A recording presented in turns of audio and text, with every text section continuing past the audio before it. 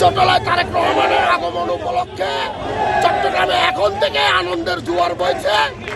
উনি আসবেন, আমরা ওনাকে সাদর আমন্ত্রণ জানাই। বাংলাদেশের জনগণ আগামীতে এমন একজন রাষ্ট্রনায়ক পেতে যাচ্ছে।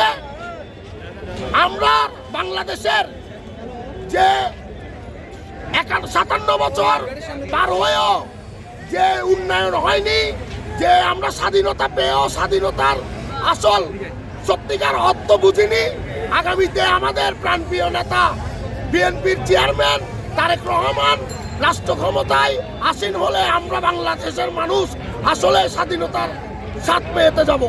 সবাইকে ধন্যবাদ।